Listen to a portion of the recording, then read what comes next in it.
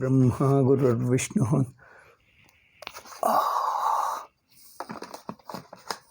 ಗುರುರ್ದೇವೋ ಮಹೇಶ್ವರ ಗುರು ಸಾಕ್ಷಾತ್ ಪರಂ ಬ್ರಹ್ಮ ತಸ್ಮೈ ಶ್ರೀ ಗುರವೇ ನಮಃ. 11:10 10 ನಿಮಿಷ ಲೇಟ್ ಆಯಿತು, ಆದರೂ ಪರವಾಗಿಲ್ಲ, ಹೇಳೋಣ. ನಾವು ವಿಶುದ್ಧ ವೇದಾಂತ ಪರಿಭಾಷೆಯಲ್ಲಿ ತ್ವಂಪದಾರ್ಥ ವಿವೇಕವನ್ನು ಮಾಡ್ತಾ ಇದ್ದೀವಿ.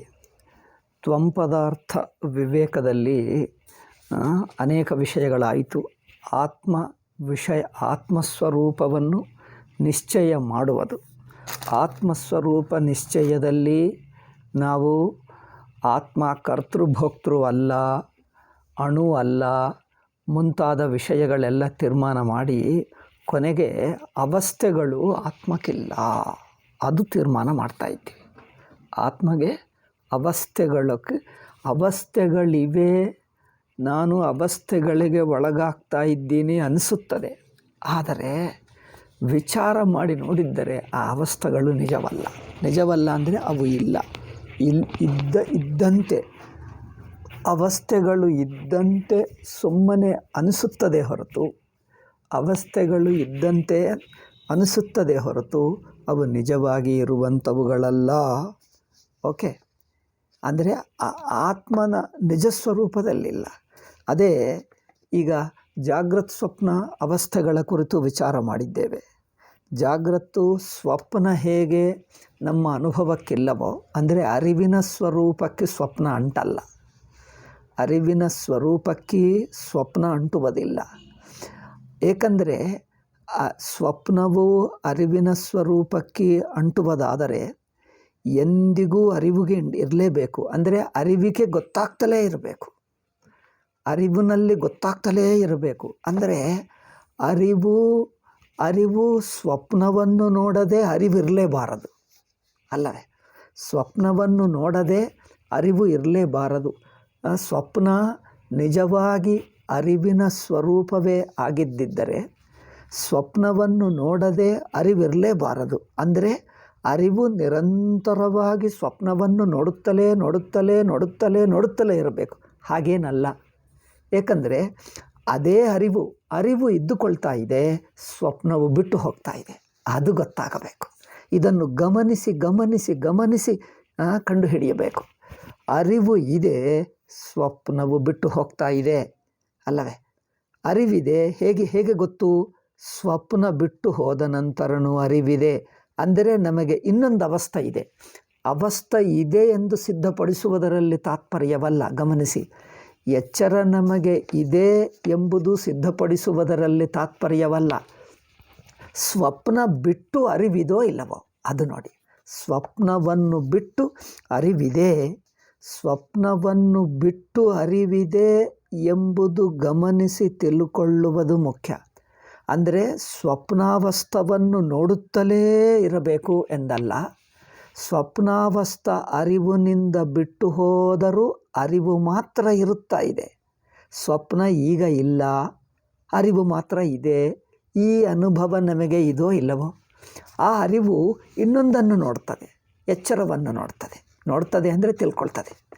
ಎಚ್ಚರವನ್ನು ಬೆಳಗಿಸ್ತದೆ, ಎಚ್ಚರವನ್ನು ತಿಳ್ಕೊಳ್ತಾ ಇದೆ. ಎಚ್ಚರವನ್ನು ತಿಳ್ಕೊಳ್ತಾ ಇದೆ ಅಂದರೆ ಈ ಎಚ್ಚರಕ್ಕೆ ಸಿಕ್ಕಾಕ್ಕೊಂಡಿದೆ ಅಂದರ್ಥ ಅಲ್ಲ. ಎಚ್ಚರವನ್ನು ನೋಡುತ್ತಲೇ ಇರಬೇಕು, ಆವಾಗಲೇ ನಾನು ಅರಿವಾಗಿರ್ತೀನಿ ಎಂದಲ್ಲ. ತಾನು ಅರಿವಾಗಿರುವುದಕ್ಕೆ ಎಚ್ಚರವಿರಲೇಬೇಕು ಎಂಬ ನಿಯಮವಿಲ್ಲ. ತಾನು ಅರಿವಾಗಿರುವುದಕ್ಕೆ ಎಚ್ಚರವಾಗಿರಲೇಬೇಕು ಎಂದಲ್ಲ. ಒಂದು ನಿಮಿಷ, ಐ ಥಿಂಕ್ ಇದು ಮೇಲೆ ಇಟ್ಟರೆ ಒಳ್ಳೆಯದು. ಸ್ಟ್ಯಾಂಡ್ ಕೆಳಗೆ ಬಂದುಬಿಟ್ಟಿದೆ. ಐ ಥಿಂಕ್ ಇದು ಸರಿಯಾಗಿದೆ ಅಲ್ಲವೇ? ಸ್ವಲ್ಪ ಟೂ ಮಚ್ ಕೆಳಗೆ ಆಗ್ತಾ ಇದೆ. This is right.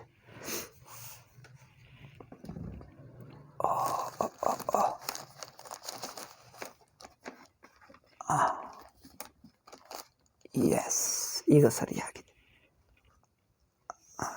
ಹೀಗೆ ಎಚ್ಚರ ಜಾಗೃತ ಅವಸ್ಥೆಯು, ಜಾಗೃತ ಅವಸ್ಥೆ ಅಂದರೆ ಜಾಗೃತ ಒಟ್ಟು ಅವಸ್ಥೆ, ಅದರಲ್ಲಿ ಜಾಗೃತ ಪ್ರಪಂಚ, ಜಾಗೃತಿನ ದೇಶ, ಜಾಗೃತಿನ ಕಾಲ, ಜಾಗೃತಿನಲ್ಲಿರುವ ನಾನೆಂಬ ಬುದ್ಧಿ, ನಾನೆಂಬ ವೃತ್ತಿಯು ಅರಿವಿನಲ್ಲೇ ತೋರ್ತಾ ಇದೆ. ಅರಿವಿನಲ್ಲೇ ಗೊತ್ತಾಗ್ತಾ ಇದೆ. ಅರಿವಿನಲ್ಲಿ ಗೊತ್ತಾಗ್ತಾ ಇದೆ ಎಂದರೆ ಅರ್ಥವೇನು? ಅರಿವಿಗೆ ನಾನೆಂಬುದು ಅಂಟುಕೊಂಡಿಲ್ಲ. ಅರಿವು ಸ್ವತಂತ್ರವಾಗಿದೆ. ನಾನೆಂಬುದು ಅರಿವಿನಲ್ಲಿ ತೋರ್ಕೊಳ್ತದೆ, ಬಿಡುತ್ತದೆ. ಏಕೆಂದರೆ ನಾನು ಎಂಬ ವೃತ್ತಿ ಗೊತ್ತಾಗ್ತಾ ಇದೆ. ನಾನೆಂಬ ವೃತ್ತಿ ಇಲ್ಲದ ಅನುಭವವು ನಮಗೆ ಇದೆ. ಇದೋ ಇಲ್ಲವೋ ನೋಡಿ. ನಾನೆಂಬ ವೃತ್ತಿ ಇಲ್ಲದ ಅರಿವಿದೆ. ಅರಿವಾಗಿದ್ದೇನೆ. ನಾನೆಂಬ ವೃತ್ತಿ ಬಿಟ್ಟು ಹೋಯಿತು.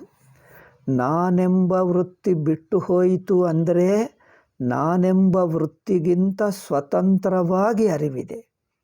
ನಾನೆಂಬ ವೃತ್ತಿಗೆ ಅಂಟುಕೊಂಡೇ ಇಲ್ಲ.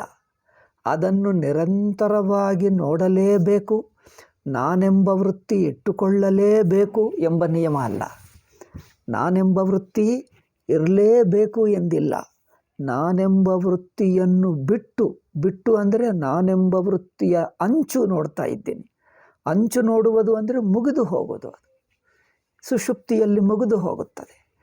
ಎಚ್ಚರದ ನಾನು ಕನಸಿನ ಅರಿವಿನಲ್ಲಿ, ಕನಸಿನ ಅವಸ್ಥೆಯಲ್ಲ, ಕನಸನ್ನು ನೋಡುವ ಅರಿವಿನಲ್ಲಿ ಆ ಕಡೆ ಇರಿ. ಎಚ್ಚರದ ನಾನು ಬುದ್ಧಿ, ಎಚ್ಚರದ ನಾನು ವೃತ್ತಿ ಅರಿವಿನಲ್ಲಿ ಅಂದರೆ ಎಚ್ಚರ ನಾನು ಬುದ್ಧಿಯನ್ನು ಬಿಟ್ಟು ಅರಿವಿನಲ್ಲಿ ಮುಂದುವರಿಯುತ್ತಾ ಇದೆ. ಕನಸಿನಲ್ಲಿ ಮುಂದುವರಿಯುತ್ತಾ ಇದೆ. ಕನಸನ್ನು ಸುಮ್ಮನೆ ಪ್ರಸ್ತಾವನ ಮಾಡ್ತಾ ಇದ್ದೀವಿ. ಏಕೆ ಅಂದರೆ ಅರಿವು ಇದೆ ಎಂದು ಹೇಳುವುದಕ್ಕೆ ಹೊರತು ನೀವು ಕನಸಿನ ಮೇಲೆ ದೃಷ್ಟಿ ಇಡಬೇಡಿ. ಅರಿವು ಎಚ್ಚರವನ್ನು ಬಿಟ್ಟಿದ ನಂತರನೂ ಅರಿವು ಮುಂದುವರಿಯುತ್ತಾ ಇದೋ ಅಲ್ಲವೋ? ಅರಿವು ಇರುತ್ತಾ ಇದೋ ಅದು ನೋಡಿ. ಅರಿವು ಎಚ್ಚರವನ್ನು ಬಿಟ್ಟ ನಂತರ, ಎಚ್ಚರದ ನಾನು ಬಿಟ್ಟು ಹೋದ ನಂತರನೂ ಅರಿವಿರುತ್ತಾ ಇದೆ. ಅದು ಹೇಗೆ ಎಂದು ಗೊತ್ತಾಗುವುದಕ್ಕೆ ಸುಮ್ಮನೆ ಕನಸಿನ ಹೆಸರು ಹೇಳ್ತೀವಿ ಅಷ್ಟೇ ಹೊರತು ದೃಷ್ಟಿ ಕನಸಿನ ಪ್ರಪಂಚ ಮೇಲೆ, ಕನಸಿನ ಅವಸ್ಥೆ ಮೇಲೆ ಇಡಬೇಡಿ. ಕನಸಿನ ಅವಸ್ಥೆ ಏನು ಸಿದ್ಧಪಡಿಸುವುದಿಲ್ಲ. ಕನಸಿನ ಅವಸ್ಥೆಯಿಂದ ಎಚ್ಚರದ ನಾನು ಹೋಗುತ್ತದೆ ಎಂದು ಸಿದ್ಧಪಡಿಸುತ್ತಾ ಇಲ್ಲ. ನಾವು ಸಿದ್ಧಪಡಿಸುವುದೇನು? ಅರಿವು. ಅರಿವಿನಲ್ಲಿ ವೃತ್ತಿ ಬಿಟ್ಟು ಹೋಗುತ್ತಾ ಇದೆ. ವೃತ್ತಿ ನಾನೆಂಬ ವೃತ್ತಿ, ಎಚ್ಚರದಲ್ಲಿರುವ ನಾನೆಂಬ ವೃತ್ತಿ ಅರಿವಿಗೆ ಅಂಟುಕೊಂಡಿದ್ದಲ್ಲ. ಅಂಟುಕೊಂಡುವುದು ಅಂದರೆ ಅರಿವು ವೃತ್ತಿ ಬಿಟ್ಟು ಇರಕ್ಕೆ ಆಗಲ್ಲ ಅಂಥದ್ದಿಲ್ಲ. ವೃತ್ತಿ ಬಿಟ್ಟು ಹೋಗುತ್ತಾ ಇದೆ. ಅರಿವು ಎಚ್ಚರದ ನಾನೆಂಬ ವೃತ್ತಿಯನ್ನು ಬಿಟ್ಟು ಇರುತ್ತಾ ಇದೆ. ಹೇಗೆ? ಅರಿವು ಎಚ್ಚರ ನಾನನ್ನು ಬಿಟ್ಟಾಗಲೂ ಅರಿವಿರುತ್ತಾ ಇದೆ. ಹೇಗೆ? ಕನಸಿನಲ್ಲಿದೆ, ಸುಷುಪ್ತಿಯಲ್ಲಿದೆ. ಕನಸು ಸುಷುಪ್ತಿ ಈ ಎರಡನ್ನು ಏಕೆ ಎತ್ತುತ್ತಾ ಇದ್ದೀವಿ? ಅರಿವು ಇದೆ ಎನ್ನುವುದಕ್ಕೆ. ಕನಸಿದೆ ಎಂದು ಆ ಪ್ರಪಂಚ ಕಡೆ ನೋಡಬೇಡಿ. ಅರಿವಿದೋ ಇಲ್ಲವೋ? ಎಚ್ಚರ ಬಿಟ್ಟ ನಂತರನೂ ಅರಿವಿದೋ ಇಲ್ಲವೋ ಅಷ್ಟೇ. ಕನಸನ್ನು ಸುಮ್ಮನೆ ಎವಿಡೆನ್ಸ್ ಆಗಿ ತೋರಿಸ್ತಾ ಇದ್ದೀವಿ ಅಂದರೆ ಅರಿವಿದೆ ಎನ್ನುವುದಕ್ಕೆ ಅಷ್ಟೇ. ಅರಿವಿದೆ ಎನ್ನುವುದಕ್ಕೆ ಎಚ್ಚರ ಬಿಟ್ಟು ಹೋದ ನಂತರನೂ ಕನಸಿದೆ ಅಂದರೆ ಕನಸನ್ನು ಸಿದ್ಧಪಡಿಸುವುದರಲ್ಲಿ ತಾತ್ಪರ್ಯ ಅಲ್ಲ. ಅರಿವು ಇದೆ ಅಲ್ಲವೇ? ಅದು ಎಚ್ಚರವನ್ನು ಬಿಟ್ಟಿದ ನಂತರನೂ ಅರಿವಿರುತ್ತದೆ. ಅದು ನಮ್ಮ ಅನುಭವದಲ್ಲಿರುವ ಅರಿವು. ಎಚ್ಚರವನ್ನು ಬಿಟ್ಟು, ಎಚ್ಚರವನ್ನು ಮುಗಿಸಿಬಿಟ್ಟು ಅರಿವು ಮುಂದುವರಿಯುತ್ತಾ ಇದೆ. ಇದನ್ನು ತೋರಿಸುವುದಕ್ಕೆ ಕನಸು ಸುಷುಪ್ತೋ ಯಾವುದೇ ಒಂದು ಹೇಳಿದ್ದೀವಿ. ಯಾವುದೇ ಒಂದೇ ಹೇಳು ಎರಡು ಹೇಳು ಏನೋ ವ್ಯತ್ಯಾಸ ಇಲ್ಲ. ಕನಸ ಸುಷುಪ್ತಿಯ ಮುಖ್ಯವಲ್ಲ. ಎಚ್ಚರ ನಾನೆಂಬ ಬುದ್ಧಿ ಬಿಟ್ಟು ಬಿಡುವುದು, ಎಚ್ಚರ ಅವಸ್ಥೆಯನ್ನು ಬಿಟ್ಟು ಅರಿವಿರುತ್ತದಾ? ಅದು ಬೇಕು ನೋಡಿ. ಆ ಕಡೆಗೆ ದೃಷ್ಟಿ ಅರಿವಿನ ಕಡೆಗೆ. ಎಚ್ಚರ ಅಹಂ ಬುದ್ಧಿ ಸಮೇತ, ನಾನೆಂಬ ಬುದ್ಧಿ ಸಮೇತ ಇಡೀ ಎಚ್ಚರ ಪ್ರಪಂಚ ಬಿಟ್ಟರೂ ಅರಿವಿರುತ್ತಾ ಇದೆ. ಹಾಗೆಯೇ ಇಡೀ ಕನಸಿನ ಅವಸ್ಥೆ ಬಿಟ್ಟರೂ ಅರಿವಿರುತ್ತಾ ಇದೆ. ಎಲ್ಲಿ? ಸುಷುಪ್ತಿಯಲ್ಲಿರುತ್ತದೆ, ಎಚ್ಚರದಲ್ಲಿರುತ್ತದೆ. ಅಂದ್ರೇನು? ಕನಸನ್ನು ಬಿಟ್ಟು ಅರಿವಿರುತ್ತದೆ. ಅಂದರೆ ಅರಿವು ಕನಸು ಕಾದರಿ, ಎಚ್ಚರಕ್ಕಾಗಲಿ ಅಂಟ್ಕೊಳ್ತಾ ಇಲ್ಲ, ಸಿಕ್ಕಾಕ್ಕೊಂಡಿಲ್ಲ. ಅರಿವು ಎಚ್ಚರವಿರಲೇಬೇಕು ಎಂಬ ಆಗ್ರಹವಿಲ್ಲ, ಕನಸು ಇರಲೇಬೇಕು ಎಂದಿಲ್ಲ. ಕನಸು ಇರಬಹುದು ಬಿಡಬಹುದು, ಎಚ್ಚರ ಇರಬಹುದು ಬಿಡಬಹುದು, ಅರಿವು ಮಾತ್ರ ಇರುವುದು ಗ್ಯಾರಂಟಿ. ಅದು ಅಲ್ಲವೇ ದೃಷ್ಟಿಯಲ್ಲಿ ಅರಿವಿನ ಕಡೆ. ತಾನು ಅರಿವಾಗಿದ್ದೇನೆ, ತಾನೇ ಅರಿವು. ಆ ಅರಿವಿನಲ್ಲಿ ಈ ನಾನು ಬುದ್ಧಿ ಬಿಟ್ಟು ಹೋಗ್ತದೆ, ಅರಿವು ಮಾತ್ರ ಇರುತ್ತದೆ. ಕನಸು ಹೋಗ್ತದೆ, ಹೋಗಲಿ. ಕನಸು ಹೋಗಿದ್ದಕ್ಕೆ ಚಿಂತೆ ಇಲ್ಲ, ಬಂದಿದ್ದಕ್ಕೆ ಚಿಂತೆ ಇಲ್ಲ. ಕನಸು ಬಂದಿದೆ ಅಂದರೆ ಅರ್ಥವೇನು ಗೊತ್ತಾಗ್ತಾ ಇದೆ. ಕನಸು ಬಂದಿದೆ ಅಂದರೆ ಏನು? ಕನಸಿನ ಅವಸ್ಥೆ ಒಳಗಿನ ಪದಾರ್ಥಗಳು ಮುಖ್ಯ ಅಲ್ಲ, ಕನಸಿನ ಅಹಂಬುದ್ಧಿ ಮುಖ್ಯ ಅಲ್ಲ, ಕನಸಿನ ಪದಾರ್ಥಗಳು ಅಲ್ಲ, ಕನಸಿನ ದೇಶ ಅಲ್ಲ, ಕಾಲ ಅಲ್ಲ. ಕನಸು ಅಂದರೆ ಗೊತ್ತಾಗ್ತಾ ಇದೆ. ಕನಸನ್ನು ಏಕೆ ಎತ್ತುತ್ತಾ ಇದ್ದೀವಿ? ಮತ್ತೆ ಮತ್ತೆ ಕನಸು ಏಕೆ ಎತ್ತುತ್ತಾ ಇದ್ದೀವಿ? ಅರಿವಿನಲ್ಲಿ ಗೊತ್ತಾಗ್ತಾ ಇದೆ, ಅರಿವಿದೆ. ಕನಸು ಎಂಬುದು ಏನು ತಿಳಿಸುತ್ತದೆ? ಅರಿವಿದೆ. ಅರಿವೇ ಅಲ್ಲವೇ ಕನಸನ್ನು ತಿಳ್ಕೊಳ್ಳುವುದು. ಆ ಅರಿವಿದೆ. ಕನಸನ್ನು ತಿಳಿಯುವಾಗ ಅರಿವಿರುವುದರಿಂದಲೇ ಕನಸು ಗೊತ್ತಾಗ್ತಾ ಇದೆ. ಅಂದರೆ ಅರಿವಿದೆ ಎಂದು ಸಿದ್ಧಪಡಿಸಲು, ಅರಿವಿದೆ ಎಂದು ತೋರಿಸಲು ಕನಸು ಎಂದು ಎತ್ತಿದ್ದೇವೆ. ಕನಸಿನ ಅವಸ್ಥೆಗೋಸ್ಕರ ಅಲ್ಲ. ಅವಸ್ಥೆ ಇರಬಹುದು ಬಿಡಬಹುದು, ನಮಗೇನು ಚಿಂತೆ ಇಲ್ಲ. ಇದ್ದರೇನು ಬಿಟ್ಟರೇನು. ಇದ್ದರೆ ಇದೆ ಎಂದು, ಬಿಟ್ಟರೆ ಬಿಟ್ಟು ಹೋಯ್ತೆಂದು ಅರಿವಿನಿಂದಲೇ ಗೊತ್ತಾಗ್ತದೆ. ಅರಿವಿದ ಅಲ್ಲವ ಅದು ನೋಡಿ. ದೃಷ್ಟಿ ಯಾವ ಕಡೆ? ಅರಿವಿನ ಕಡೆ. ಕನಸು ಇದೆಯಾ? ಅರಿವೇ. ಬಿಟ್ಟು ಹೋಯ್ತಾ? ಅರಿವೇ. ಅಂದರೆ ಅರಿವು ಮಾತ್ರ ಬರುವುದಿಲ್ಲ, ಬಿಟ್ಟು ಹೋಗುವುದಿಲ್ಲ. ಅರಿವು ಇರುತ್ತದೆ, ಇರುವೇ ಅರಿವಿನ ಸ್ವರೂಪ, ಇರವೇ ಅರಿವಿನ ಸ್ವರೂಪ, ಅರಿವೇ ಇರವಿನ ಸ್ವರೂಪ. ಹಾಗೆ ಮತ್ತು ಎಚ್ಚರ ಅಂತ ಏಕೆ ಹೇಳ್ತಾ ಇದ್ದೀವಿ? ಅರಿವು ಇದೆ ಎನ್ನುವುದಕ್ಕೆ ಎಚ್ಚರ ಸುಮ್ಮನೆ ಒಂದು ಉದಾಹರಣೆ. ಅರಿವು ಇದೆ ಎನ್ನುವುದಕ್ಕೆ ಎಚ್ಚರ ಏಕೆ? ಗೊತ್ತಾಗ್ತಾ ಇದೆ ಅಲ್ಲ. ಒಬ್ಬನು ಅಲ್ಲಿ ಕುಳಿತಿದ್ದಾನೆ, ನಾನು ಆವಾಗನಿಂದ ಇಲ್ಲೇ ಇದ್ದೀನಿ ಹೇಳ್ತಾನೆ. ಆವಾಗನಿಂದ ಇಲ್ಲೇ ಇದ್ದಕ್ಕೆ ಏನು ಪ್ರೂಫಪ್ಪ? ಉದಾಹರಣೆ ಹೇಳ್ತಾ ಇದ್ದೆ ನೋಡಿ. ನಾನು ಆವಾಗನಿಂದ ಇಲ್ಲೇ ಇದ್ದೇನೆ, ನಿಮಗೆ ನಾನು ಬಂದೆ ಎಂದು ನಿಮಗೆ ಹೇಳಿ ನಿಮಗೋಸ್ಕರ ಕಾಯ್ತಾ ಇದ್ದೀನಿ. ತಾವು ಒಳಗೆ ಕೂತಿದ್ದೀರಿ, ಬಂದೇ ಇಲ್ಲ.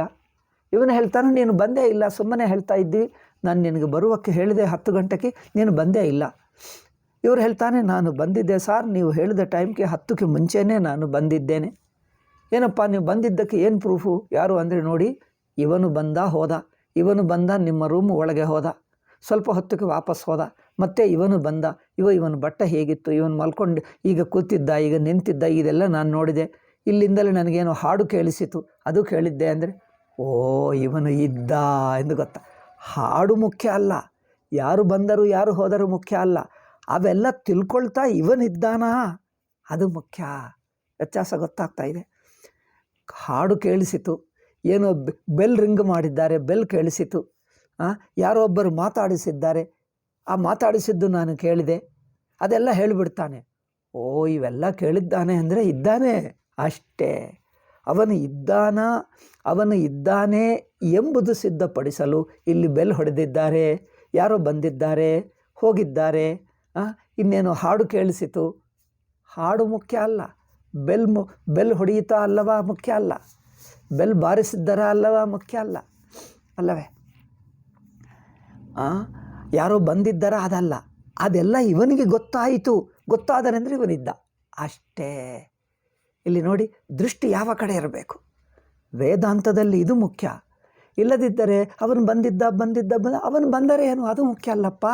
ಬಂದಿದ್ದು ಗೊತ್ತಾಗ್ತಾ ಇದೆ, ಇವನಿದ್ದ ಅದು ಮುಖ್ಯ. ಹಾಗೆ ಎಚ್ಚರ ಬಂದಿದೆ, ಕನಸು ಬಂದಿದೆ. ನೀವು ಎಚ್ಚರ ಕನಸು ಹೇಳ್ತಾ ಇದ್ದೀರಿ, ಮತ್ತೆ ಎಚ್ಚರ ಕನಸು ಹೇಳ್ತಾ ಇಲ್ಲ. ಎಚ್ಚರ ಇದ್ದರೆ ಇದೆ ಎಂಬುದು, ಇಲ್ಲ ಅಂದರೆ ಇಲ್ಲ ಎಂಬುದು ಗೊತ್ತಾಗುವಂಥವನಿದ್ದಾನೆ. ತಿಳ್ಕೊಳ್ತಾ ಇರುವವನ ಅರಿವಿದೆ, ಆ ಅರಿವಿನ ಕಡೆಗೆ ದೃಷ್ಟಿ. ಅರಿವಿದೋ ಇಲ್ಲವೋ ಅದು ಸಿದ್ಧಪಡಿಸು. ಅರಿವು ಎಚ್ಚರ ಇದ್ದರೆ ತಿಳ್ಕೊಳ್ತಾ ಇದೆ ಅಂದರೆ ಏನು? ತಿಳ್ಕೊಳ್ಳುವುದೇ. ಎಚ್ಚರ ಇದೆ ಎಂದು ಏನಪ್ಪ? ಅನುಭವ, ತಿಳ್ಕೊಳ್ತಾ ಇದ್ದೀನಿ ಅಂದರೆ ತಿಳಿಯುವವನಿದ್ದಾನೆ. ಎಚ್ಚರ ಹೋಯಿತು, ಹೋಗಿದ್ದು ಚಿಂತ ಇಲ್ಲ, ಬಂದಿದ್ದರೆ ನಮಗೇನು ಸಂಭ್ರಮ ಇಲ್ಲ, ಹೋದರೆ ಚಿಂತ ಇಲ್ಲ, ಬೇಜಾರಿಲ್ಲ. ಎಚ್ಚರ ಹೋದರೆ ಬೇಜಾರಿಲ್ಲ, ಬಂದರೆ ಸಂಭ್ರಮ ಇಲ್ಲ. ಅದನ್ನು ತಿಳ್ಕೊಳ್ತಾ ಇದ್ದೀನಿ, ಅದು ನೋಡಿ, ತಿಳ್ಕೊಳ್ತಾ ಇದ್ದೀನಿ ಅಲ್ಲವೇ? ಆ ತಿಳಿಕೊಳ್ತಾ ಇರುವಂಥ ಅರಿವಿದೆ. ಕನಸು ಅರಿವೇ. ಅಂದರೆ ಎಚ್ಚರ ನಾನು ಬುದ್ಧಿ ಬಿಟ್ಟಾಗ ಅರಿವಿದೆ. ಹೇಗೆ ಗೊತ್ತು?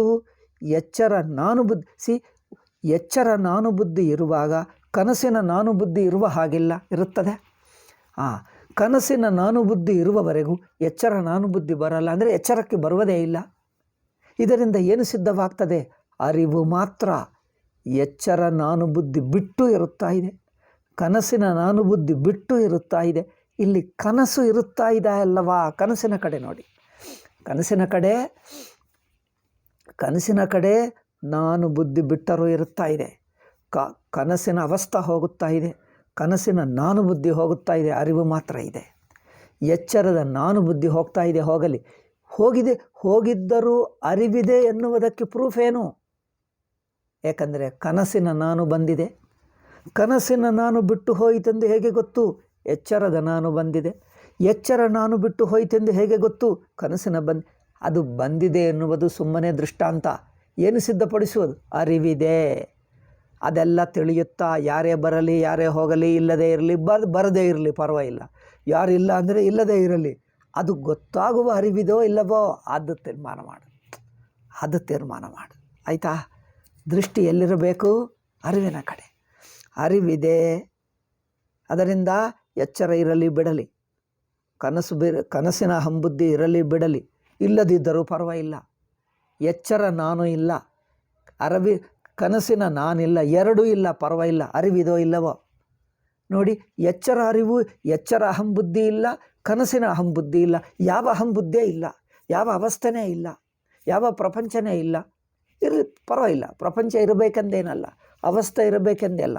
ಇಡೀ ಎಚ್ಚರ ಅವಸ್ಥೆ ಇಲ್ಲ, ಇಡೀ ಕನಸಿನ ಅವಸ್ಥೆ ಇಲ್ಲ, ಎರಡೂ ಇಲ್ಲ ಎಂದು ಹೇಗೆ? ನಾನೇ ಹೇಳ್ತಾ ಇದ್ದೀನಿ, ನನಗೆ ಗೊತ್ತಾಗ್ತಾ ಇದೆ. ಅರಿವಿದೆ, ಇಡೀ ಎಚ್ಚರ ಅವಸ್ಥೆ ಇಲ್ಲ, ಕನಸಿನ ಅವಸ್ಥೆ ಇಲ್ಲ, ಎರಡೂ ಇಲ್ಲ ಎಂಬುದು ಗೊತ್ತಾಗ್ತಾ ಇದೆ. ಅಂದರೆ ನಾನು ಅರಿವಾಗಿರಲಕ್ಕಿ ಎಚ್ಚರವೂ ಬೇಕಾಗಿಲ್ಲ, ಕನಸು ಬೇಕಾಗಿಲ್ಲ. ಅಂದರೆ ಕನಸಾಗಿ ಇರಲೇಬೇಕು ಎಂಬುದಿಲ್ಲ, ಎಚ್ಚರವಾಗಿ ಇರಲೇಬೇಕೆಂಬುದಿಲ್ಲ. ಅರಿವಾಗಿರುವುದಕ್ಕೆ ಈ ಎರಡು ಇಲ್ಲದಿದ್ದರೂ ಇರ್ತೀನಿ, ಎರಡು ಬಿಟ್ಟು ಹೋದರೂ ಇರ್ತೀನಿ. ಯಾರು? ಅರಿವು. ಅದು ನೋಡಿ, ಅರಿವು ಮಾತ್ರ ಇದ್ದೇ ಇದೆ. ಏಕೆ? ಅರಿವು ಏನು ತಿಳ್ಕೊಳ್ತಾ, ಏನು ಅರಿತುಕೊಳ್ತಾ ಅರಿವಿದೆ? ಏನು ಅರಿತುಕೊಳ್ತಾ ಅಲ್ಲ. ಅರಿವು ಯಾವುದೋ ಒಂದನ್ನು ಅರಿತುಕೊಳ್ಳುತ್ತಾ ಇರುವುದೇ ಅಲ್ಲ. ಅಂದರೆ ಅರಿವಾಗಿರುವುದಕ್ಕೆ ಯಾವುದೇ ಒಂದನ್ನು ಅರಿಯಬೇಕೆಂಬ ನಿಯಮ ಇಲ್ಲ. ಅರಿವಾಗಿರುವುದಕ್ಕೆ ಯಾವುದೇ ಒಂದು ವಿಷಯ ಬೇಕು ಆಗಿಲ್ಲ, ವಿಷಯದ ಅಪೇಕ್ಷೆ ಇಲ್ಲ. ಅರಿವಾಗಿ ಇರುವುದೇ, ಅರಿವಿನ ಸ್ವರೂಪ ಇರುವುದೇ ಅರಿತುಕೊಳ್ಳುವುದು. ಅಲ್ಲಿ ನೋಡಿ, ಅರಿವಿನ ಸ್ವಭಾವವಾಗಿರುವುದು, ಅರಿವಿನ ಸ್ವರೂಪವಾಗಿರುವುದೇ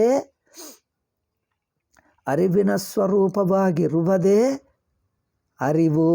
ಅಷ್ಟೇ ಹೊರತು ಯಾವ ವಿಷಯ ಏನು ಅರಿತುಕೊಳ್ತಾ ಇದ್ದಾನೆ ಆ ಕಡೆಗೆ ಬೇಡ. ಏನು ಅರಿತುಕೊಳ್ತಾನೆ ಅಂದರೆ ನೋಡು, ಇದ್ದರೆ ಅರಿತುಕೊಳ್ತೀವಿ, ಇಲ್ಲ ಅಂದರೆ ಇಲ್ಲ ಎಂಬುದು ಅರಿತುಕೊಳ್ತೀವಿ. ಅಲ್ಲಿ ದೃಷ್ಟಿ ಇದೋ ಇಲ್ಲವೋ ಮುಖ್ಯ ಅಲ್ಲ, ಎರಡನೇ ವಸ್ತು ಮುಖ್ಯ ಅಲ್ಲ. ಅರಿವಾಗಿದೋ ಇಲ್ಲವೋ, ಅರಿವೇ ಬಿಟ್ಟು ಹೋಗ್ತಾ ಇದೆಯೋ ಅದು ನೋಡಿ. ಅರಿವು ಬಿಟ್ಟು ಹೋಗ್ತಾ ಇಲ್ಲ.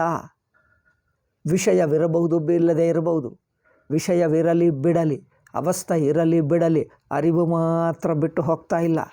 ಏಕೆ? ಅವಸ್ಥೆಗಳು ಇಲ್ಲ ಎಂಬುದು ಅರಿವೇ ಹೇಳ್ತದೆ, ಇದೆ ಎಂಬುದು ಅರಿವೇ ಹೇಳ್ತದೆ.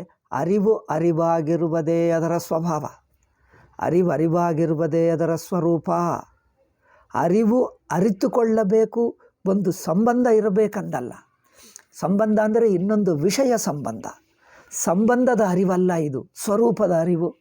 ಸಂಬಂಧದ ಅರಿವು ಅಂದರೆ ಇನ್ನೊಂದನ್ನು ತಿಳಿಯುತ್ತಾ ಇರುವುದಲ್ಲ. ಅದೇನು?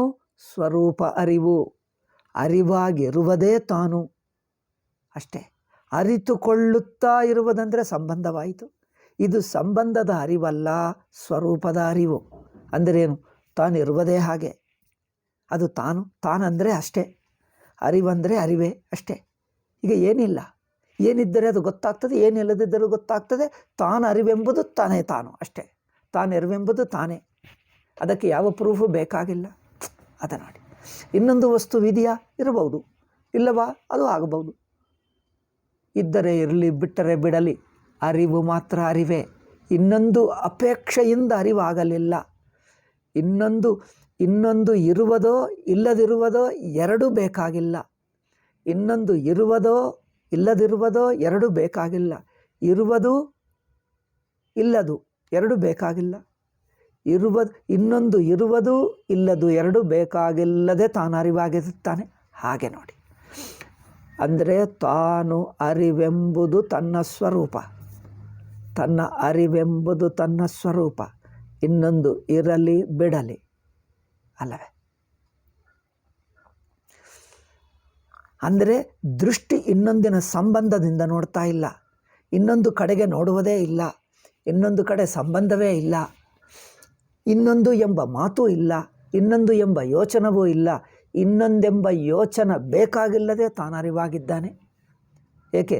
ತನ್ನ ಸ್ವರೂಪವೇ ಅರಿವು, ತಾನಿರುವುದೇ ಹಾಗೆ. ಅರಿವು ಇರವು ಅಷ್ಟೇ. ಈ ತರಹ ವಿಚಾರವೇ ಪ್ರಪಂಚ. ಅವಸ್ಥೆಗಳನ್ನು ಬಿಟ್ಟು ಆತ್ಮ ಇದೆ, ಅವಸ್ಥೆಗಳನ್ನು ಬಿಟ್ಟು ಆತ್ಮ ಇದೆ ಎಂದು ಹೇಳಬೇಕು. ಬಿಡುವುದು ಅಂದರೆ ಅವಸ್ಥೆ ಇರುವುದು ಬಿಡುವುದು ಎರಡೂ ಬೇಕಾ? ಇರುವುದು ಬೇಡ, ಬಿಡುವುದು ಬೇಡ.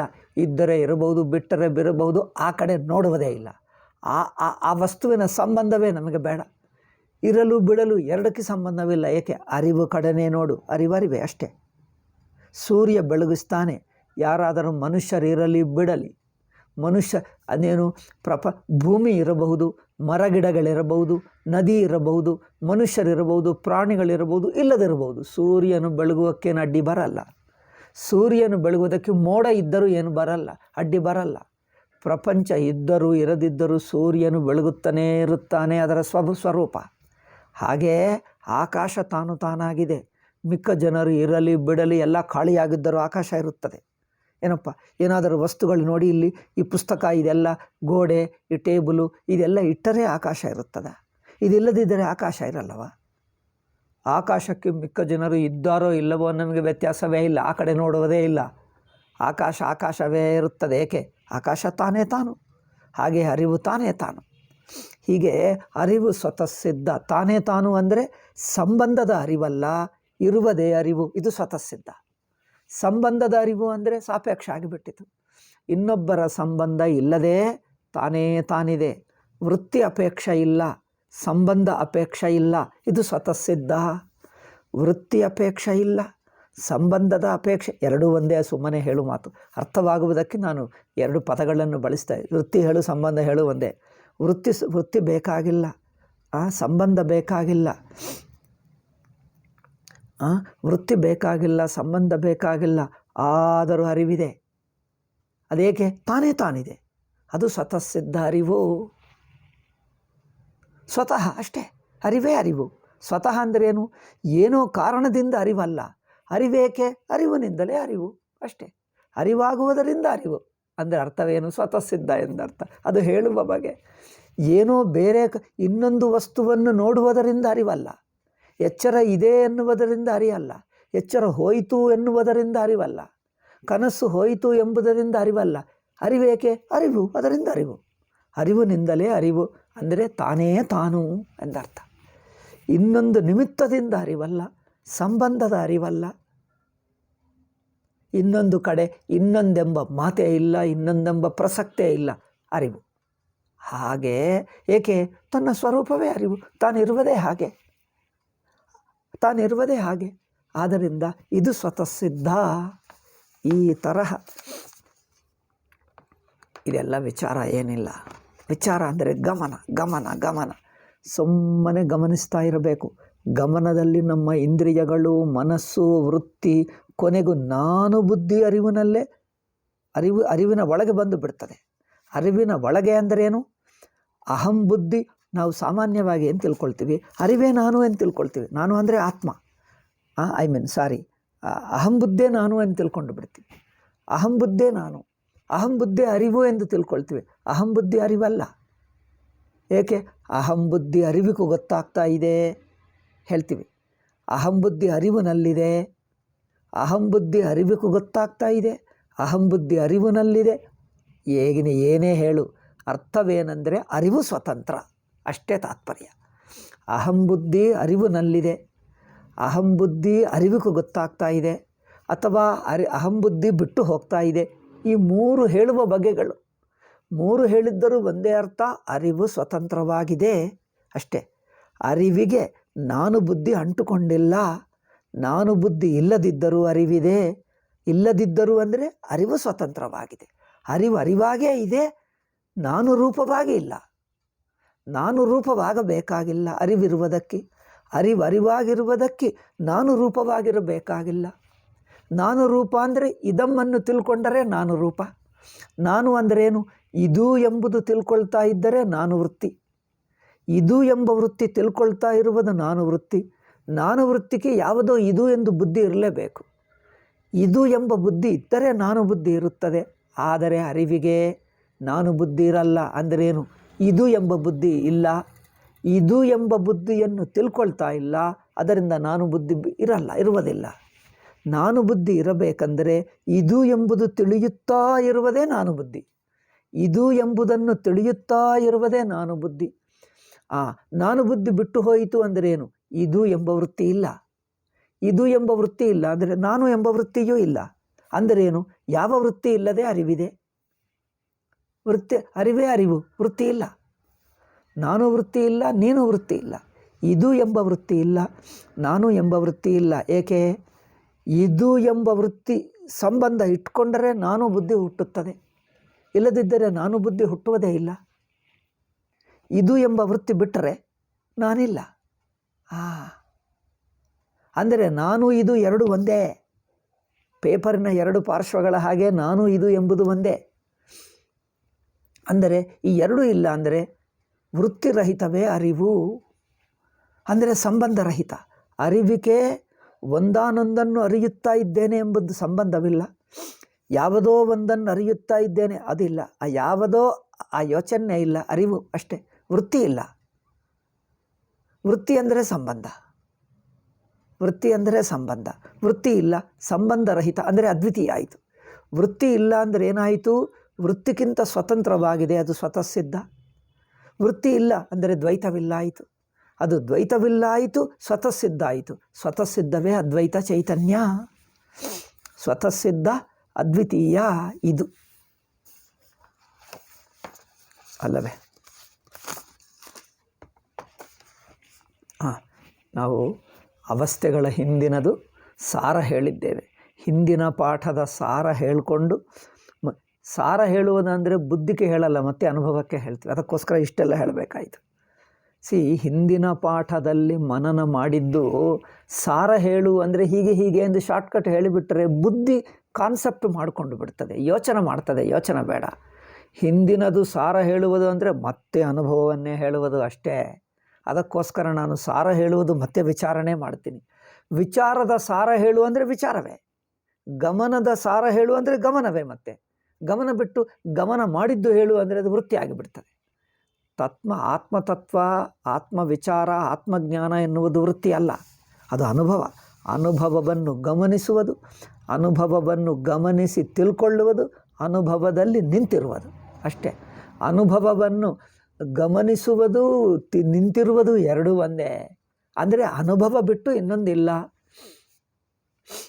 ಅನುಭವ ಬಿಟ್ಟು, ಅರಿವಿನ ಸ್ವರೂಪ ಬಿಟ್ಟು ಇನ್ನೊಂದು ಅಂದರೆ ಸಂಬಂಧವಿಲ್ಲ ಎಂದರ್ಥ. ಇನ್ನೊಂದು ಅಂದರೆ ಅರ್ಥವೇನು? ಅರಿವಿನ ಸ್ವರೂಪ ಬಿಟ್ಟು ಇನ್ನೊಂದಿಲ್ಲ. ಇನ್ನೊಂದು ಅಂದರೆ ಏನು? ಅರಿವು ಸಂಬಂಧದ ಅರಿವಲ್ಲ, ಸ್ವತಃ ಸಿದ್ಧ ಅರಿವು. ಸಂಬಂಧದ ಅರಿವೇ ಇನ್ನೊಂದು ಎಂದರ್ಥ. ಇನ್ನೊಂದು ಅಂದರೆ ಏನು? ಸಂಬಂಧ. ಅರಿವು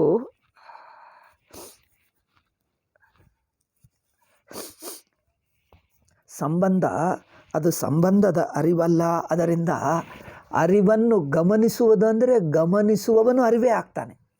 ಗಮನಿಸುವವನು ಅರಿವಿಗಿಂತ ಬಿಡಿಯಾಗಿರಲ್ಲ. ಗಮನಿಸುವುದಂದರೇನು? ಅರಿವೇ ಅರಿವನ್ನು ವೃತ್ತಿ ಗಮನಿಸ್ತಾ ಇಲ್ಲ. ಈಗ ನೋಡಿ, ಅರಿವನ್ನು ಅಹಂಬುದ್ಧಿ ಗಮನಿಸ್ತಾ ಇಲ್ಲ, ಅರಿವನ್ನು ವೃತ್ತಿ ಗಮನಿಸ್ತಾ ಇಲ್ಲ. ಅರಿವಿನಲ್ಲಿ ವೃತ್ತಿ ಗೊತ್ತಾಗ್ತಾ ಇದೆ, ಹಾಗೆ ನೋಡಬೇಕು. ಅರಿವನ್ನು ಅರಿವನ್ನು ಹೇಗೆ ಗಮನಿಸ್ತೀವಿ? ನೀವು ಜನರು ಅನಿಸಬಹುದು, ಅರಿವು ನಮ್ಮ ವೃತ್ತಿಗೆ ವಿಷಯವಾಗ್ತದ?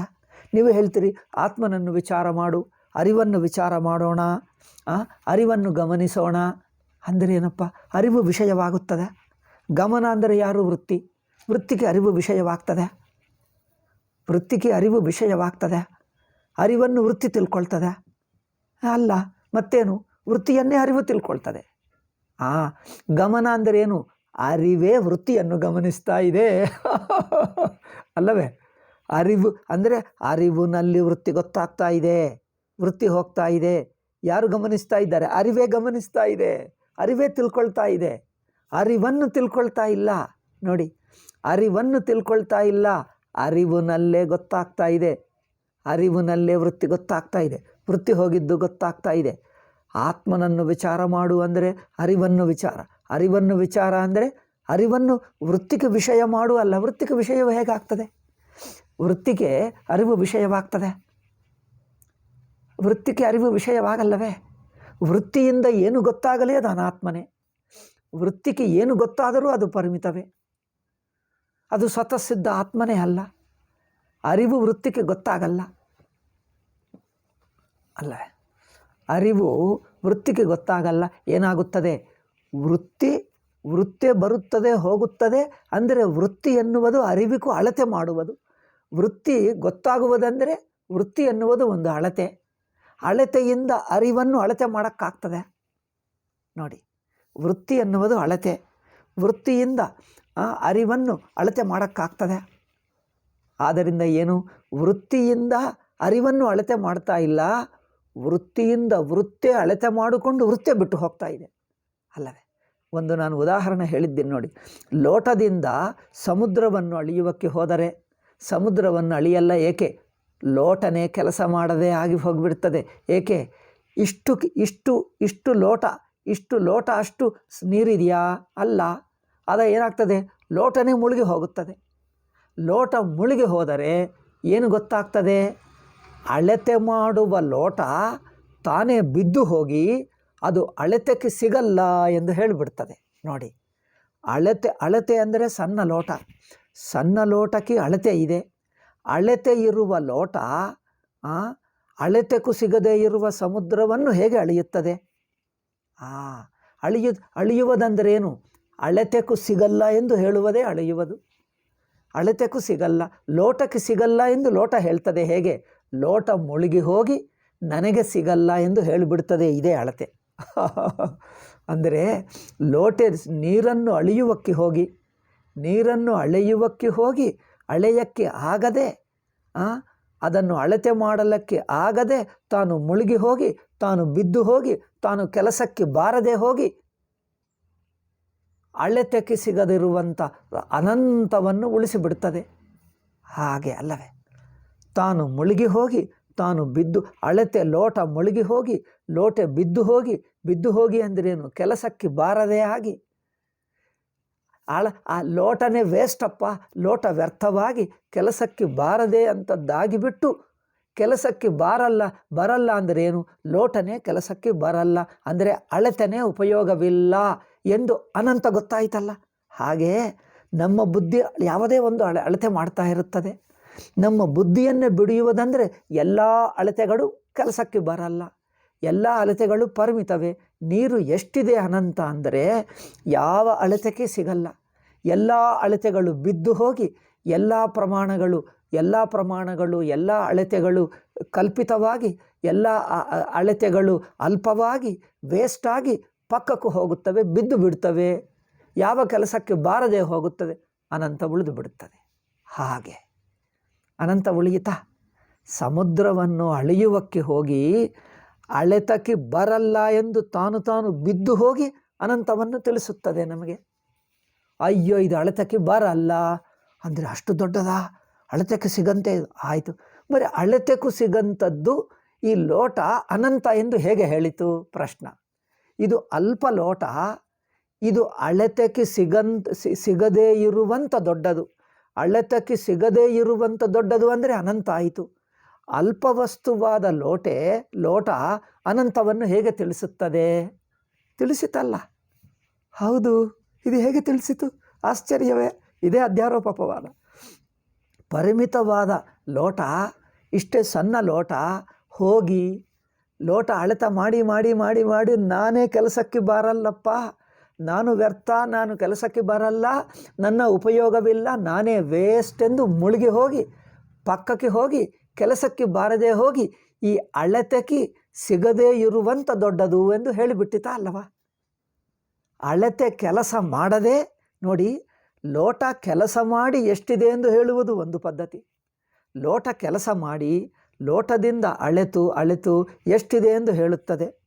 ಅಥವಾ ಲೋಟ ಕೆಲಸಕ್ಕೆ ಬಾರದೆ ಹೋಗಿಯೂ ಎಷ್ಟು ಎಂದು ಹೇಳ್ತದೆ, ಅದು ಇನ್ನೊಂದು ಬಗೆ ಹೇಳುವುದು. ಅಪವಾದವಾಗಿ ಹೇಳಿಬಿಡ್ತದೆ. ಅದು ಮೊದಲು ಅಧ್ಯಾರೋಪವಾಗಿ ಲೋಟ ಹೇಳ್ತದೆ. ಲೋಟ ಅಳತೆ ಮಾಡಿ ಎಷ್ಟಿದೆ ಎಂದು ಒಂದು ಹೇಳ್ತದೆ, ಅದು ಒಂದು ಅಳತೆ. ನಾನು ಅಳತೆ ಮಾಡೋಕ್ಕಾಗಲ್ಲ, ನಾನೇ ಕೆಲಸಕ್ಕೆ ಬರಲ್ಲ, ನಾನು ವ್ಯರ್ಥ ಎಂದು ತಾನು ಪಕ್ಕಕ್ಕೂ ಹೋಗಿ ಅದು ಒಂದು ತಿಳುವಳಿಕೆನೇ ಮಾಡ್ತದೆ. ಏನು? ಅನಂತ ಎಂದು ತಿಳಿಸಿಬಿಡ್ತದೆ.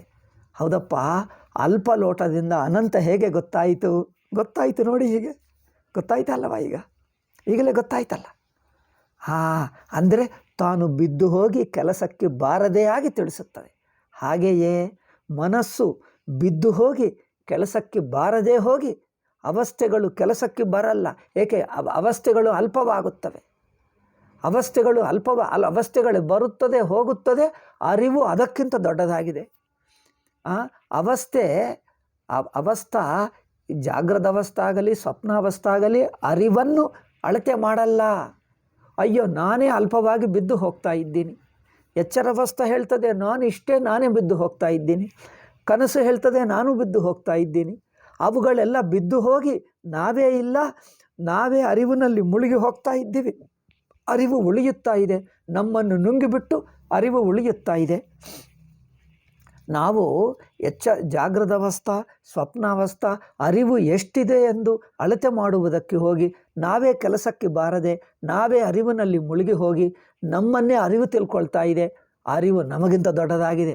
ಎಷ್ಟು ದೊಡ್ಡ ಅಂದರೆ ನಾನು ಹೇಳೋಕ್ಕಾಗಲ್ಲ, ನಾನೇ ಕೆಲಸಕ್ಕೆ ಬರಲ್ಲ.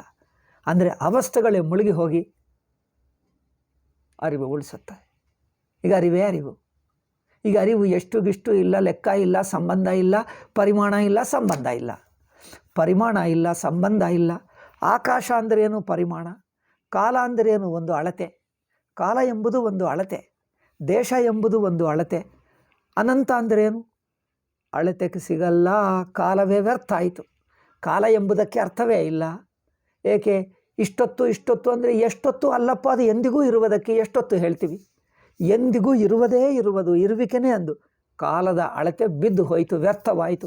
ಕಾಲವೇ ಕೆಲಸ ಮಾಡಲ್ಲ, ಕಾಲಕ್ಕೆ ಅರ್ಥವಿಲ್ಲ. ಅದು ಅನಂತ, ಕಾಲಾತೀತ ಆಯಿತು. ಆಕಾಶ ಇಷ್ಟು ದಪ್ಪದು, ಇಷ್ಟು ದೊಡ್ಡದು, ಇಷ್ಟು ಕಿಲೋಮೀಟರ್ 100 ಕಿಲೋಮೀಟರ್ 1000 ಕಿಲೋಮೀಟರ್ ಎಷ್ಟಾದರೂ ಅಳತೆಗೆ ಬರಲ್ಲ. ಅರಿವು ಎಷ್ಟು 1000 ಕಿಲೋಮೀಟರ್ ಆದರೂ ಆಕಾಶದಲ್ಲಿ ತಿಳ್ಕೊಳ್ತದೆ. ಆಕಾಶವೆಲ್ಲ ಅರಿವಿನಲ್ಲೇ ಇದೆ. ಆಕಾಶ ಎಷ್ಟು 100 ಕಿಲೋಮೀಟರ್ ಎಷ್ಟಾದರೂ ಅದೆಲ್ಲವೂ ಇಲ್ಲಿಂದ ಸೂರ್ಯ ಎಷ್ಟು ದೂರ ಇದ್ದಾನೋ ಇದೆಲ್ಲ ಅರಿವಿನಲ್ಲೇ ಇದೆ ಅಲ್ಲವೇ?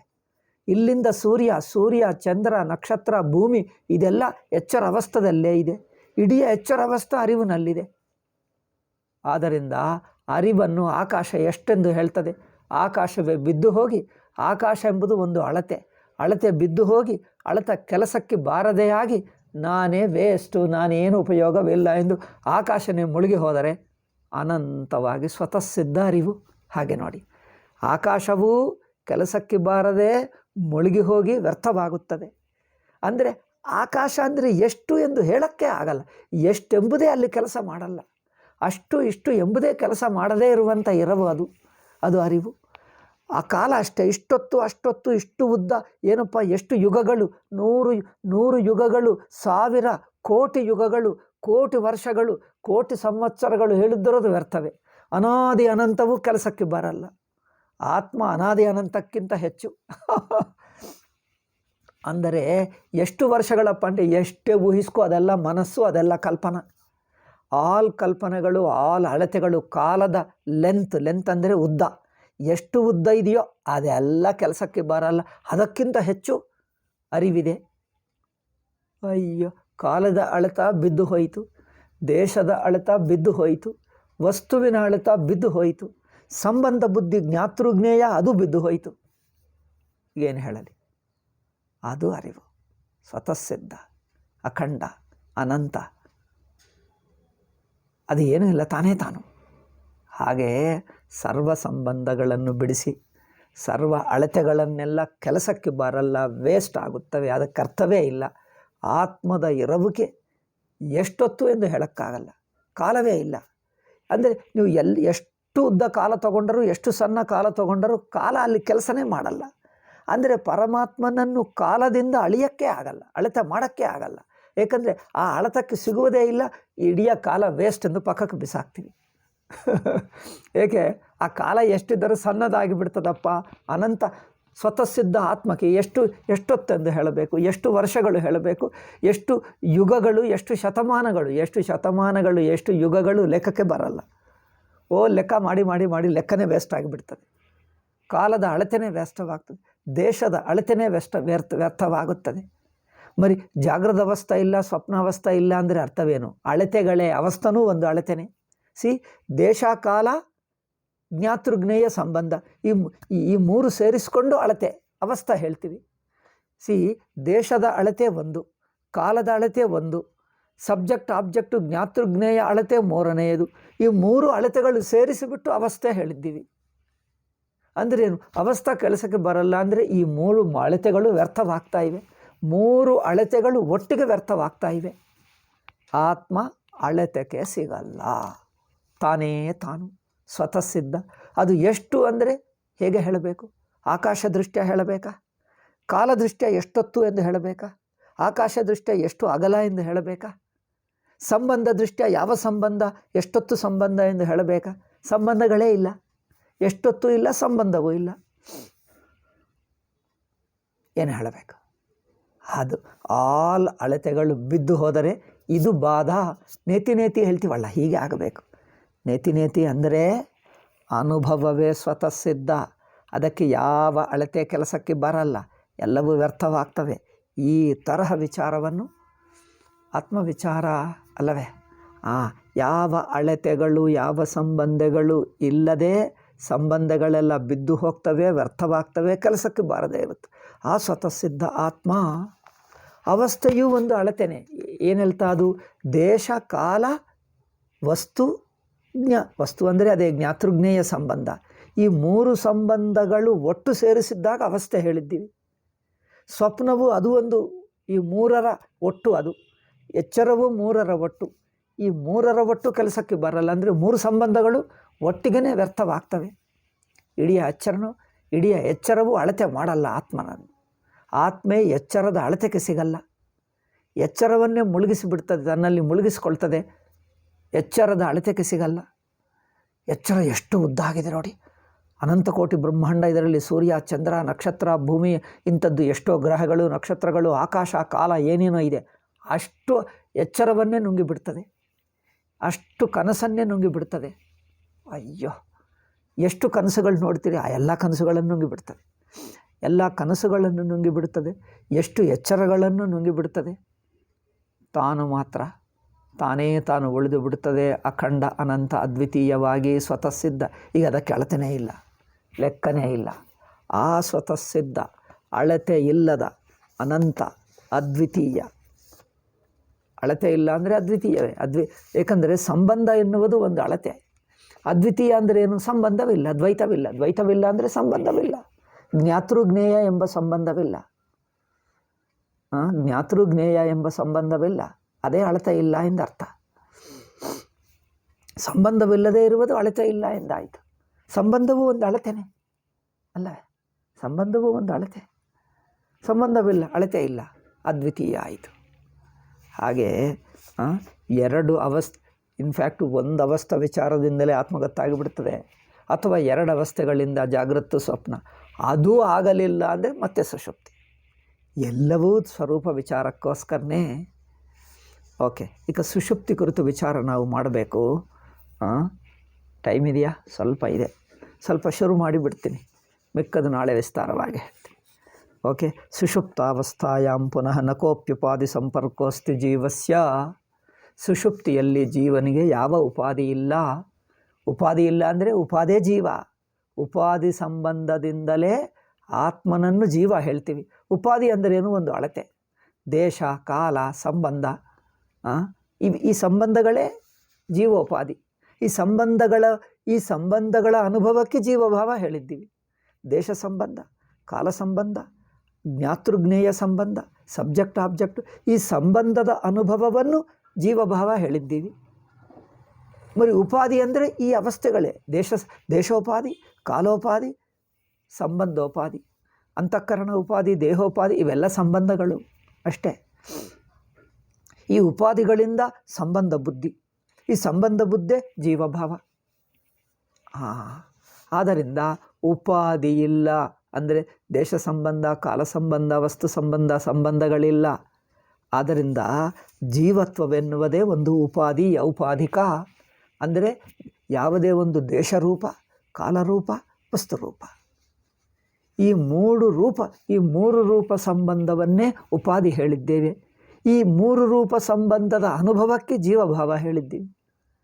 ಈ ಮೂರು ಉಪಾಧಿಗಳು ತೆಗೆದು ವ್ಯರ್ಥ ಅಂದರೆ ದೇಶದ ವ್ಯರ್ಥ, ಕಾಲವು ವ್ಯರ್ಥ, ಸಂಬಂಧ ವ್ಯರ್ಥ ಅಂದರೆ ಈ ಮೂರರಿಂದ ಆಗುವ ಅನುಭವವೇ ಬಿದ್ದು ಹೋಗುತ್ತದೆ, ಜೀವಭಾವವೇ ಬಿದ್ದು ಹೋಗ್ತದೆ. ಅಂದರೆ ಮೂರರಿಂದ ಆಗುವ ಆ ಸಂಬಂಧ ಅನುಭವವಿಲ್ಲ ಅಂದರೆ ಜೀವಭಾವವಿಲ್ಲ. ಅದರಿಂದ ಸುಷುಪ್ತವಸ್ಥಾಯಾಂ ಪುನಃ ನಕೋಪಿ ಉಪಾಧಿ ಸಂಪರ್ಕೋಸ್ತಿ ಜೀವಸ್ಯ. ಈಗ ಸುಷುಪ್ತಿ ಅಂದ್ರೇನು? ಯಾವ ಉಪಾಧಿ ಇಲ್ಲ ಅಂದರೆ ಯಾವ ಅವಸ್ಥಾ ಇಲ್ಲ, ಯಾವ ಉಪಾಧಿ ಇಲ್ಲ, ಯಾವ ಸಂಬಂಧ ಇಲ್ಲ. ಅಂದರೆ ದೇಶೋಪಾಧಿ ಇಲ್ಲ, ಕಾಲೋಪಾಧಿ ಇಲ್ಲ, ಸಂಬಂಧ ಉಪಾಧಿ ಇಲ್ಲ, ದೇಹ ಉಪಾಧಿ. ದೇಹ ಅಂದರೆ ಒಂದು ಬಿಂದು, ಒಂದು ಪಾಯಿಂಟ್ ಇಟ್ಕೊಂಡು ನೋಡ್ತೀವಲ್ಲವೇ. ಅಂದರೆ ಒಂದು ಕನ್ನಡಕ ಇಟ್ಕೊಂಡು ನೋಡ್ತೀವಿ. ಯಾವುದು ಇಟ್ಕೊಂಡು ನೋಡ್ತೀವೋ, ಕಣ್ಣು ಇಟ್ಕೊಂಡು ನೋಡ್ತೀವಿ, ಅದೊಂದು ಉಪಾಧಿ. ಕಿವಿ ಇಟ್ಕೊಂಡು ಕೇಳ್ತೀವಿ. ಯಾವ ಒಂದು ಸಲಕರಣ ಇಟ್ಕೊಂಡು ನೋಡ್ತೀವಿ, ತಿಳ್ಕೊಳ್ತೀವಿ, ಮೂಸುತ್ತೇವೆ, ಮುಂತಾದಕ್ಕೆ ಒಂದು ಸಲಕರಣ, ಒಂದು ಪಾಯಿಂಟ್ ಇಟ್ಕೊಳ್ತೀವಿ. ಕನ್ನಡಕ ಇಟ್ಕೊಂಡು ನೋಡ್ತೀವಿ, ಕಿಟಕಿ ಇಟ್ಕೊಂಡು ನೋಡ್ತೀವಿ.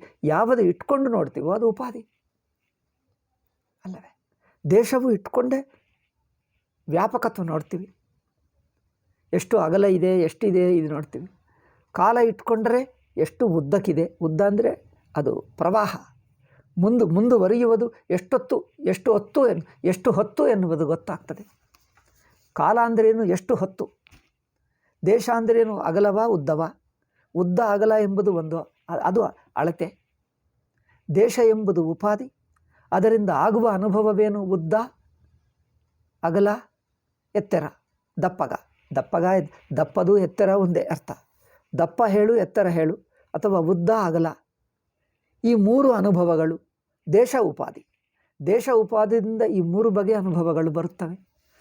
ಕಾಲ ಉಪಾಧಿದಿಂದ ಎಷ್ಟೊತ್ತು? ಸ್ವಲ್ಪ ಹೊತ್ತ, ಹೆಚ್ಚಿನ ಟೈಮ, ಹೆಚ್ಚಿನ ಹೊತ್ತ, ಸ್ವಲ್ಪ ಹೊತ್ತ. ಹೆಚ್ಚಿನ ಹೊತ್ತು, ಸ್ವಲ್ಪ ಹೊತ್ತು ಅಂದರೆ ಒಂದು ಸರಿಯುತ್ತಾ ಇರುವುದಲ್ಲಿ ನೋಡಿ, ಸಾರುತ್ತಾ ಇರುತ್ತದೆ, ಸಾಗುತ್ತಾ ಇರುತ್ತದೆ, ಮುಂದುವರಿಯುತ್ತಾ ಇರುತ್ತದೆ ನೋಡಿ, ಅದು ಕಾಲ. ಹಿಂದೆ ಮುಂದೆ ಎಂಬ ಒಂದು ಕ್ರಮ ಬುದ್ಧಿ ಇದೆ ನೋಡಿ, ಅದು ಕಾಲ. ಆ ಕ್ರಮದಲ್ಲಿ ಎಷ್ಟೊತ್ತು ಕ್ರಮ?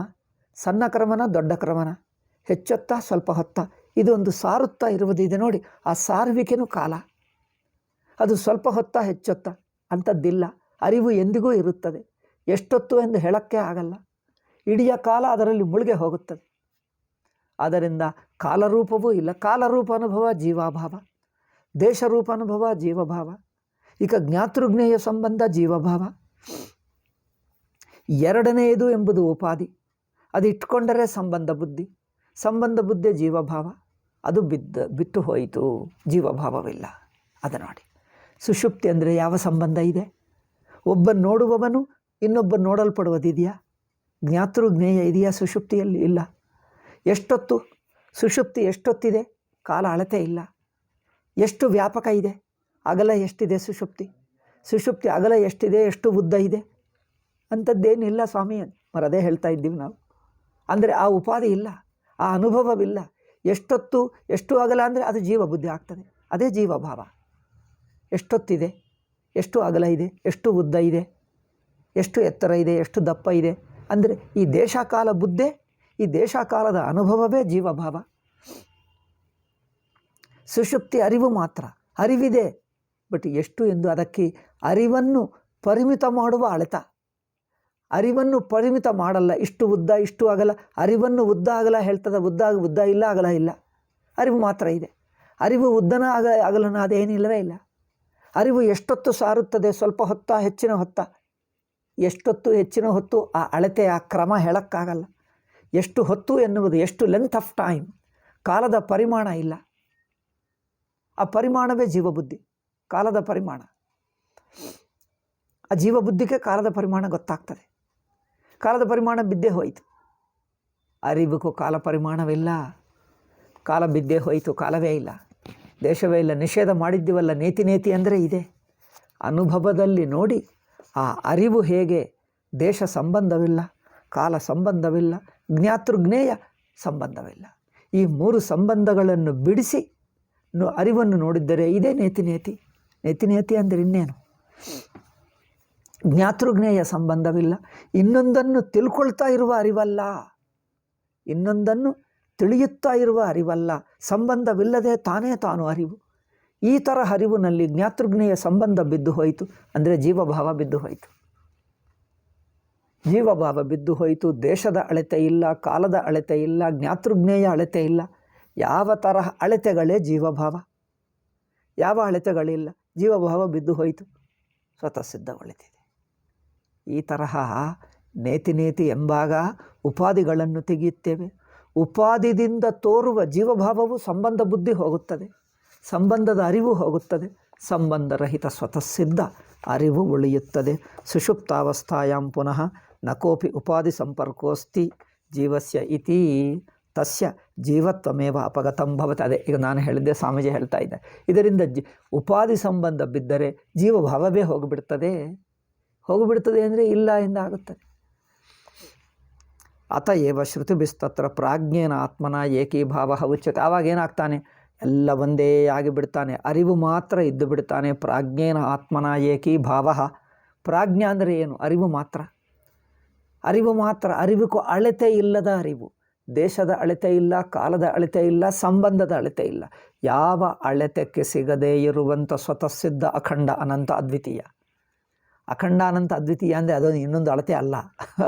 ಅಖಂಡ ಅಂದರೆ ಇನ್ನೊಂದು ಅಳತೆ ಅಲ್ಲ. ಯಾವ ಅಳತೆ ಇಲ್ಲ ಎನ್ನುವುದಕ್ಕೆ ಅಖಂಡ ಹೇಳಿದ್ದೇವೆ. ಅನಂತ ಅಂದರೆ ಏನು? ಅದು ಒಂದು ಅಳತೆ ಅಲ್ಲ. ಯಾವ ಅಳತೆ ಇಲ್ಲ ಎನ್ನುವುದಕ್ಕೆ ಅನಂತ ಹೇಳಿದ್ದೇವೆ. ಹಾಗೆ ನೋಡಿ, ಅದನ್ನು ನಿಷೇಧ ಮಾಡುವ ಭಾಷೆ ಅದು. ಅಂಥ ಸ್ವತಃ ಸಿದ್ಧವು ಅದಕ್ಕೆ ಜೀವಭಾವ ಹೋಗಿ ಏನಾಗ್ತಾನೆ, ಪ್ರಾಜ್ಞೇನ ಆತ್ಮನ ಏಕೀಭಾವ. ಪ್ರಾಜ್ಞಾ ಅಂದರೆ ಚೈತನ್ಯಾತ್ಮ ಜೊತೆಗೆ ಒಂದಾಗಿ ಬಿಡ್ತಾನೆ. ಒಂದಾಗುವುದು ಅಂದರೆ ಚೈತನ್ಯಾತ್ಮ ಮಾತ್ರನಾಗುತ್ತಾನೆ, ಇನ್ನು ಬೇರೆ ಏನಿಲ್ಲ. ಅದು ಪ್ರಾಜ್ಞೆ ಏಕೀಭಾವ ಉಚ್ಯತೆ. ತಥಾಚ ತದಭಾವೋ ನಾಡೀಷು ತತ್ಶ್ರುತೇರಾತ್ಮನಿ ಚ. ಒಂದು ಸೂತ್ರ ಭಾಷ್ಯದ ವಾಕ್ಯವನ್ನು ಉದಾಹರಿಸ್ತಾ ಇದ್ದಾರೆ. ಇದು ಒಳ್ಳೆಯ ವಾಕ್ಯ. ಸುಷುಪ್ತಿ ಸ್ವರೂಪವನ್ನು ಹೇಳುವುದಕ್ಕೆ ಒಂದು ಸೂತ್ರ ಭಾಷ್ಯ ಒಂದಲ್ಲ, 1, 2, 3 ಹೇಳ್ತಾರೆ. ಈ 3 ವಾಕ್ಯಗಳಲ್ಲಿ ಸುಷುಪ್ತಿ ಸ್ವರೂಪ ಸ್ಪಷ್ಟವಾಗ್ತದೆ. ಇದನ್ನು ನಾವು ಮುಂದೆ ಹೇಳೋಣ. ಆಯಿತು, ತುಂಬ ಹೊತ್ತಾಯಿತು, 53 ಮಿನಿಟ್ಸ್ ಆಯಿತು, ಸಾಕು. ನಾಳೆ ಹೇಳೋಣ. ನಾಳೆ ಶುಕ್ರವಾರ ಅಲ್ಲವೇ? ನಾಳೆ ಹೇಳ್ಬೋದು, ನಾಳೆ ಹೇಳೋಣ. ಸಪ್ತಾಹ ಮುಗೀತು. ಸಪ್ತಾಹದಲ್ಲಿ ಇನ್ನೇನೇನೋ ತುಂಬ ಡಿಸ್ಟರ್ಬ್ ಆಯಿತು, ಪಾಠಗಳಾಗಲೇ ಇಲ್ಲ. ಆಯಿತು, ರಾಯದುರ್ಗ ಸ್ವಲ್ಪ ಹೇಳಿದ್ದೇವೆ, ನಂತರ ಮೈಸೂರು ಹೋದೆ, ನಂತರ ಸಪ್ತಾಹ. 3 ವಿಘ್ನಗಳಾದ ನಂತರ ಈಗ ಶುರು ಮಾಡಿದ್ದೇವೆ. ನಾಳೆ ಹೇಳ್ತೀವಿ, ನಾಳೆ ಹೇಳೋಣ. ಓಕೆ. ಓಂ ಶಾಂತಿ ಶಾಂತಿ ಶಾಂತಿ. ಹರಿ ಓಂ ಶ್ರೀ ಗುರುಭ್ಯೋ ನಮಃ. ಹರಿ ಓಂ ತತ್ಸತ್.